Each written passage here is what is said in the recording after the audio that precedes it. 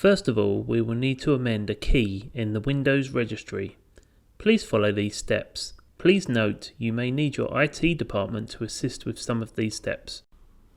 1. Close Outlook. 2. Click on the Windows Start button. 3. In the search field, type regedit and press enter. You are now in the registry. Please go to the location shown at the bottom of the screen. Please note, you may not see all of the locations mentioned here in the registry editor. If that is the case, do not add any folders to the regedit.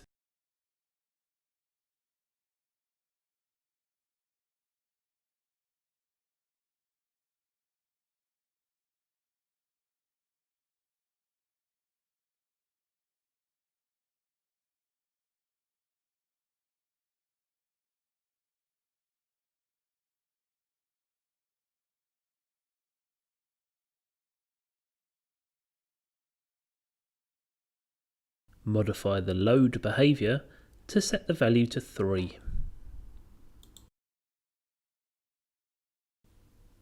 Now close the registry.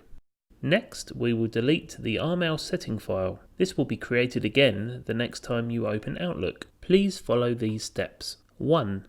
Open Windows Explorer. 2. Navigate to the location shown below. 3. Remove the rmailoffice.settings file. Finally, we will activate the plugin and log into RMail again. Please follow these final steps. 1. Open Outlook. 2. Click on File, Options, Add-ins. 3. Change COM add-ins to disable items and click Go. 4. Enable the RMail send registered and then click Close. 5. Change disabled items to COM add-ins and click Go. 6. Tick the box next to RMail send registered and click OK. 7. Now in Outlook, click on File, RMail Options, RMail Account. 8.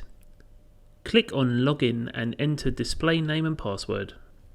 9. Click OK. 10. Close and reopen Outlook.